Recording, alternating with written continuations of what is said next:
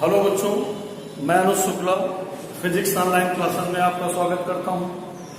कैसे हैं बच्चे? पढ़ाई ठीक चल रही है बच्चों की?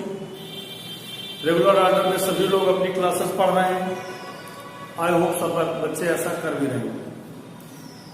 देखिए, आज हम लोग ऊष्मीय प्रसार और कैलोरीमेट्री चैप्टर में आगे बढ़ेंगे और आज बेटा हमारा लेक्चर नंबर 8 है इस चैप्टर का, राइट, जिसमें आज हम लोग जानेंगे अवस्था परिवर्तन क्या होता है। क्या जानेंगे? अवस्था परिवर्तन क्या होता है। आइए बेटा हम लोग आज जानते हैं अवस्था परिवर्तन, राइट। अवस्था परिवर्तन को हम लोग कहते हैं फेज चेंज। क्या कहते हैं? Phase change. अवस्था परिवर्तन होता क्या है? सामान्यतः पदार्थ की 3 अवस्थाएं होती हैं। वैसे तो पदार्थ की बहुत सारी अवस्थाएं हैं, लेकिन नॉर्मली हम लोग पदार्थ की 3 अवस्थाओं की बात करते हैं। सामान्यतः पदार्थ की एक अवस्था होती है ठोस, दूसरी अवस्था होती है इसकी द्रव और तीसरी अवस्था इसकी होती है गैस। पदार्थ की सामान्यतः 3 अवस्थाएं होती हैं। गैसीय अवस्था का ही एक स्वरूप वाष्प भी है, वेपर भी है। क्लियर? तो पदार्थ की सामान्यतः 3 अवस्थाएं होती हैं। किसी भी एक अवस्था को दूसरे अवस्था में बदल देना ही अवस्था परिवर्तन कहलाता है। यानी अगर कोई पदार्थ ठोस अवस्था में है, उसे हम द्रव अवस्था में बदल दें, या अगर वो द्रव अवस्था में है और उसे हम गैसीय अवस्था में बदल दें, तो ये प्रक्रिया अवस्था परिवर्तन कहलाती है, फेज चेंज कहलाती है। अवस्था परिवर्तन क्या है बेटा? सबको समझना है। किसी भी पदार्थ को उसकी एक अवस्था से दूसरी अवस्था में बदल देना ही अवस्था परिवर्तन कहलाता है, फेज चेंज कहलाता है। अब किसी भी पदार्थ का अगर हमें अवस्था परिवर्तन करना है, फेज चेंज करनी है, तो हम आपको एक ग्राफ के माध्यम से एक पदार्थ की मूल अवस्था ठोस लेंगे सबसे पहले, और उस ठोस पदार्थ को हम पहले द्रव अवस्था में बदलेंगे और फिर उस द्रव अवस्था को हम गैसीय अवस्था में बदलेंगे। और यह परिवर्तन कैसे होगा, आइए इसको हम आपको समझाते हैं। हम क्या करेंगे? सर्वप्रथम हम किसी पदार्थ की ठोस अवस्था ले लेंगे। कोई भी पदार्थ है, उसकी ठोस अवस्था को ले लिया। ये y अक्ष हो गया और ये x अक्ष हो गया। इस पर ऊष्मा देने का समय, यानी कितनी देर तक उसे हम ऊष्मा देंगे, वो टाइम इस पर हम लोग रिप्रेजेंट करेंगे, राइट। और इस पर उसके ताप में कितनी वृद्धि होती जाएगी, इसको रिप्रेजेंट करेंगे। कंफर्म? हमने मान लिया सर्वप्रथम कोई भी पदार्थ ठोस अवस्था में था, कोई भी पदार्थ सॉलिड स्टेट में था स्टार्टिंग में। अब हमने उस पदार्थ को ऊष्मा देना स्टार्ट किया। अब जब बेटा किसी भी ठोस को आप ऊष्मा देना स्टार्ट करेंगे, तो वह पदार्थ उस ऊष्मा को ग्रहण करेगा और ग्रहण करने के बाद अपना टेम्परेचर बढ़ाएगा, अपना ताप बढ़ाएगा। किसी भी पदार्थ को जब आप ऊष्मा देना प्रारंभ करेंगे, तो ग्रेजुअली वो अपना टेम्परेचर इंक्रीज करता है, धीरे धीरे बढ़ाता है। कोई भी ठोस अपना ताप कब तक बढ़ाएगा? कोई भी ठोस अपना ताप तब तक बढ़ाता रहता है जब तक वह अपने गलनांक पर नहीं पहुंच जाता, अपने मेल्टिंग पॉइंट पर नहीं पहुंच जाता। तब तक वो लगातार उस टेम्परेचर को इंक्रीज करता रहेगा, अपने टेम्परेचर को इंक्रीज करता रहेगा और ऊष्मा को अडॉप्ट करता रहेगा, लेता रहेगा। तो प्रारंभ में बेटा ये सिचुएशन होती है। ये मान लीजिए हम O से लेकर A तक गए और O से A तक पदार्थ ठोस अवस्था में ही बना और अपना टेम्परेचर क्या करता रहा? बढ़ाता रहा। यहां पर देखिए ताप 0 था, इसके बाद ताप और बढ़ेगा, फिर ताप और बढ़ेगा, फिर ताप और बढ़ेगा। इस जगह पर हम होगा यहां पर ऊष्मा देने का समय देखिए, अगर यहां से लाइन ड्रा कर दे तो यहां इस प्रकार से। तो प्रारंभ में जब ठोस को ऊष्मा दी गई तो उस ठोस ने क्या किया, अपना टेम्परेचर बढ़ाया, कहां तक, गलनांक। तो बिंदु ए के संगत जो ताप होता है उसको हम लोग कहते हैं TM, melting temperature. Melting temperature यानी पदार्थ अपने गलनांक पर पहुंच चुका है, मेल्टिंग पॉइंट पर पहुंच चुका है। क्लियर? अभी पदार्थ ठोस अवस्था में ही है, लेकिन अब इसके बाद जब वो मेल्टिंग पॉइंट पर पहुंच जाएगा, इसके बाद बेटा उसको आप जितनी भी ऊष्मा देंगे वह ऊष्मा उसके ताप को नहीं बढ़ाएगा। टेम्परेचर जितना मेल्टिंग टेम्परेचर फिक्स होता है ठोस का, वो वहीं तक पहुंचने के बाद कांस्टेंट हो जाएगा। अब इसके बाद जो ऊष्मा आप उसको देंगे वह ऊष्मा उस ठोस की अवस्था में परिवर्तन करेगी, अर्थात उस ठोस को द्रव में रूपांतरित करेगी। अब ठोस किसमें बदलेगा, द्रव में, पिघलेगा, मेल्टिंग होगी उसकी। जब वो द्रव में पिघलना शुरू करेगा तो जितनी देर तक ठोस द्रव में रूपांतरित होता रहेगा, कन्वर्ट होता रहेगा, तब तक टेम्परेचर में कोई इंक्रीजमेंट नहीं होगा और पदार्थ को जो आप ऊष्मा देंगे वह ऊष्मा केवल उसकी अवस्था परिवर्तन करने में व्यय होती जाएगी, खर्च होती जाएगी। राइट? तो ए से लेकर के और बी तक देखिए, ए पर भी वही ताप है, आगे बढ़ेंगे तो भी वही ताप है, आगे बढ़ेंगे तो भी वही ताप है, और जब बी पर आप पहुंच जाएंगे तो भी वही ताप है। यानी ए से लेकर बी तक टेम्परेचर में कोई चेंजमेंट नहीं है, लेकिन ऊष्मा देने का समय देखिए बढ़ता जा रहा है। इसका मतलब हुआ कि हम उसको लगातार ऊष्मा देते जा रहे हैं। इसका मतलब हुआ कि ए से लेकर बी तक जो पोजीशन है वो ठोस प्लस द्रव, इसका मतलब ठोस द्रव में रूपांतरित हो रहा है, ठोस द्रव में बदल रहा है। और बी तक आते आते पूरा का पूरा ठोस द्रव में बदल गया, तो जो बी पर एग्जैक्ट पोजीशन होगी वहां पर वो ठोस द्रव अवस्था में आ जाएगा। अब इसके बाद जब आप तो ऊष्मा लगातार दे ही रहे हैं, आप लगातार तो ऊष्मा दे ही रहे हैं। अब वो ऊष्मा क्या करेगी बेटा, वो द्रव का टेम्परेचर बढ़ाएगी। अब तो ठोस द्रव में बदल चुका है। जब द्रव का ताप बढ़ेगा तो देखिए फिर टेम्परेचर बढ़ना शुरू हो जाएगा, फिर तापमान बढ़ेगा। कहां तक बढ़ेगा, बी से लेकर सी तक। और पदार्थ किस अवस्था में रहेगा, द्रव अवस्था में। अब द्रव अपना टेम्परेचर बढ़ाएगा। कोई भी द्रव अपना ताप कब तक बढ़ाएगा, जब तक वह अपने क्वथनांक पर न पहुंच जाए। क्वथनांक क्या होता है, क्वथनांक वह ताप होता है जिस ताप पर कोई द्रव उबलने लगता है या खोलने लगता है। राइट? अब ये देखिए यहां पर सी पर पहुंचे, यहां पे अब इस समय जो इसका ये अपने क्वथनांक पर आ गया, तो बिंदु सी के संगत जो द्रव का ताप है वो टीबी कहलाएगा, बॉइलिंग टेम्परेचर। अब ये अपने बॉइलिंग टेम्परेचर पर आ चुका है। बात समझ में आ गई? अभी तक इसका टेम्परेचर बढ़ता रहा, लेकिन बिंदु सी तक पहुंचते पहुंचते अब सी पर पहुंचने के बाद ये अपना टेम्परेचर नहीं बढ़ाएगा, क्योंकि ये उबलने लगेगा, खोलने लगेगा, अर्थात इसकी अवस्था में क्या हो जाएगा, परिवर्तन हो जाएगा। अब इसकी अवस्था परिवर्तित होने लगेगी। अब जितनी देर तक बेटा द्रव की अवस्था परिवर्तित होगी उतनी देर तक तापमान कांस्टेंट रहेगा। यानी बार बार हम एक रिजल्ट पे आ रहे हैं कि जितनी देर तक अवस्था परिवर्तन होता है उतनी देर तक टेम्परेचर में कोई चेंजमेंट नहीं होता है। तो ये ध्यान रखना है कि अवस्था परिवर्तन के दौरान हमेशा तापमान नियत रहता है, समान रहता है। क्लियर?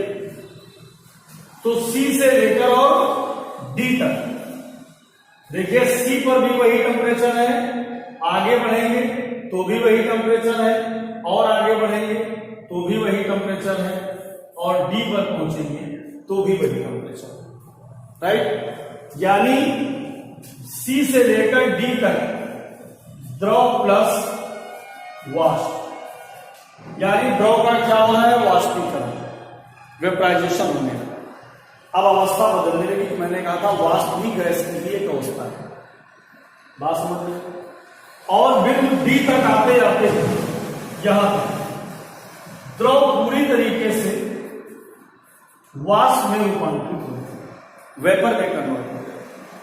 अब अगर इसके बाद आप ऊष्मा देंगे तो वह ऊष्मा क्या करेगी, अब वेपर का टेम्परेचर नहीं बढ़ाएगी, वेपर के मॉलिक्यूल्स के बीच की दूरी बढ़ाएगी, राइट, और साथ में वेपर का टेम्परेचर भी रेज करना स्टार्ट कर जाएगा। तो इसके बाद फिर ये हमारी कहां तक जाएंगे, ई। और ये कौन सी अवस्था पदार्थ की रहेगी, वाष्प। इस समय उस पदार्थ को दी गई ऊष्मा उस वाष्प के या गैसियस स्टेट के मॉलिक्यूल्स, वाष्प अवस्था में जब पदार्थ होगा उसके अणुओं के बीच की दूरी को बढ़ाने में ऊष्मा, यानी मॉलिक्यूल एक दूसरे से दूर दूर जाना स्टार्ट कर। बात समझ में आई। तो किस प्रकार से किसी भी पदार्थ का अवस्था परिवर्तन होता है, बेटा सबको समझ में आ गया। किसी प्रकार का कोई डाउट किसी बच्चे को, आप आराम से इस ग्राफ को बनाइए और इसकी सारी पॉइंट्स को नोट कीजिए।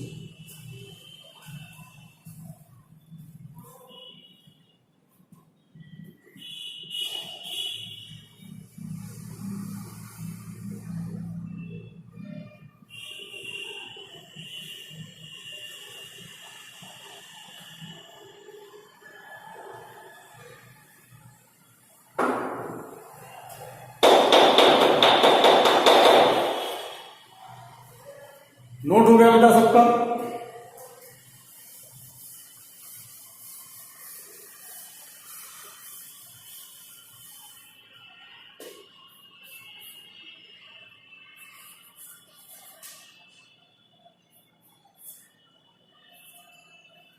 क्लियर। अब इसके बाद हम लोग जानेंगे ठोसों के गलनांक पर दाब का प्रभाव।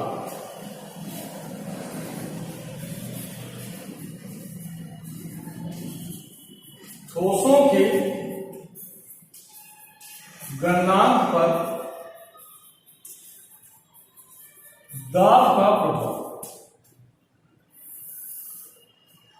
ठोसों के गलनांक पर दाब का प्रभाव क्या पड़ता है। वे ठोस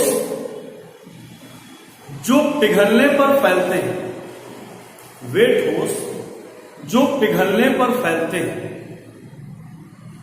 राइट। ऐसे कौन से ठोस हैं जो पिघलने पर फैलते हैं, जैसे मोम, नेफ्थलीन,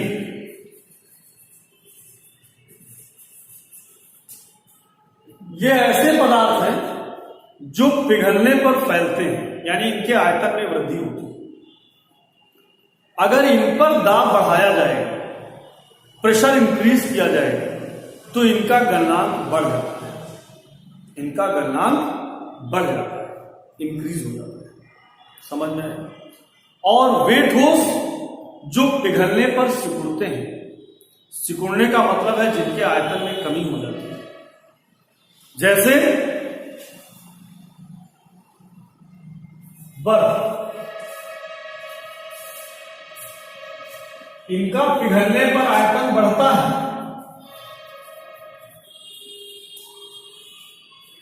आयतन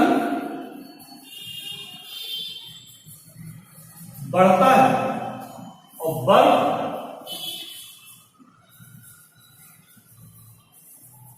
पिघलने पर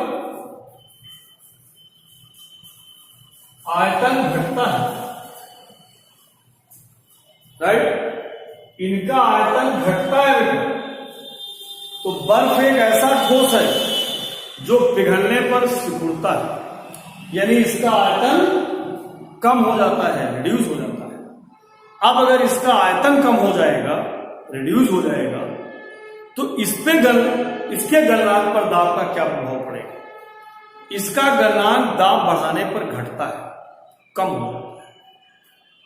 इसका गलनांक दाब बढ़ाने पर कम हो जाता है।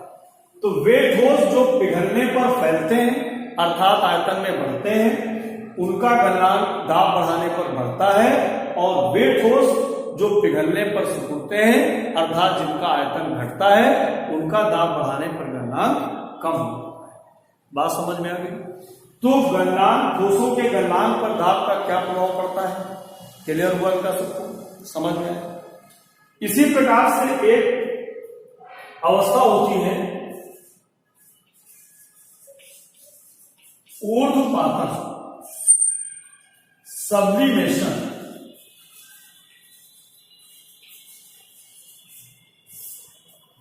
ऊर्ध्वपातन क्या होता है? कुछ पदार्थ ऐसे होते हैं जो गर्म किए जाने पर, कुछ ठोस ऐसे होते हैं, बल्कि यूं कहें कुछ ठोस ऐसे होते हैं जो गर्म किए जाने पर बिना द्रव में बदले सीधे वाष्प में रूपांतरित हो जाते हैं। ये प्रक्रिया, ये प्रोसेस ऊर्ध्वपातन कहलाती है। इसके अंतर्गत कौन कौन से पदार्थ आते हैं? इसके अंतर्गत जैसे हमारा नौशादर हो गया, कपूर हो गया, इस तरीके के पदार्थ इसके अंतर्गत आते हैं। क्लियर? अगर आप कपूर को गर्म करेंगे तो सीधे ठोस से वाष्प में रूपांतरित हो जाता है, वो द्रव अवस्था में नहीं आता है। तो ये हमारा ऊर्ध्वपातन कहलाता है, सब्लिमेशन कहलाता है। क्लियर? अब इसके बाद हम जानेंगे क्वथनांक पर दाब का प्रभाव।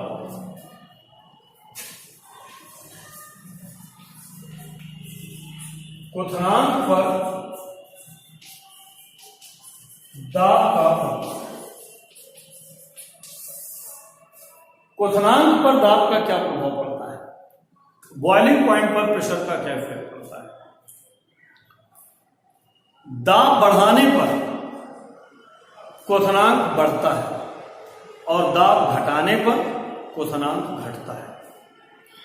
यानी अगर प्रेशर कम हो जाएगा तो क्वथनांक कम हो जाएगा, प्रेशर बढ़ जाएगा क्वथनांक बढ़ जाएगा। मतलब समझ रहे? जैसे हम पहाड़ों पे चले जाएं, ज्यादा ऊंचाई पर चले जाएं, अत्यधिक ऊंचाई पर जब हम जाते हैं तो प्रेशर रिड्यूस हो जाता है, प्रेशर कम हो जाता है, जिससे कि क्वथनांक भी कम हो जाता है। यानी अगर हम माउंट एवरेस्ट पे चले जाएं तो वहां प्रेशर रिड्यूस हो जाएगा, प्रेशर कम हो जाएगा, क्वथनांक कम हो जाएगा। अगर मैदानी भागों में जल 100 डिग्री सेल्सियस पर उबलता है तो फिर माउंट एवरेस्ट की चोटी पर जब आप पहुंचेंगे तो जल 80 डिग्री सेल्सियस पर ही उबल जाएगा, यानी 100 से कम पर ही बॉयल कर जाएगा, क्योंकि उसका क्वथनांक कम हो जाएगा। जल का सामान्य क्वथनांक मैदानी भागों में सामान्य दाब पर 100 डिग्री सेल्सियस होता है, लेकिन वहां पर दाब सामान्य से कम हो जाता है, इसलिए क्वथनांक भी रिड्यूस हो जाता है। 80 डिग्री सेल्सियस पर ही जल उबलना प्रारंभ कर देता है। यही कारण है कि पहाड़ों पर दाब सब्जियां शीघ्रता से नहीं पकती हैं। बात समझ में? लेकिन अगर हम किसी गहरी माइन में चले जाएं, किसी खदान में चले जाएं, कोयले की खान में चले जाएं, तो वहां पर प्रेशर और बढ़ जाता है, इसलिए क्वथनांक भी बढ़ जाता है। अर्थात अगर मैदानी भाग में 100 डिग्री सेल्सियस पर उबलेगा तो किसी माइन में जाने पर ये 110 डिग्री पर उबलेगा। तो क्वथनांक पर दाब का क्या प्रभाव पड़ता है समझ जाएगा। दाब बढ़ाने पर क्वथनांक बढ़ता है और दाब घटाने पर क्वथनांक घटता है। नोट करो बच्चों इसको।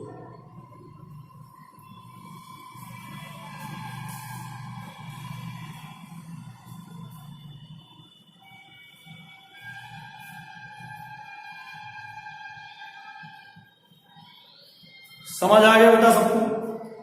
तो ठोसों के गलनांक पर दाब का क्या प्रभाव है और द्रवों के क्वथनांक पर क्या प्रभाव है? राइट? समझ में आया सबको?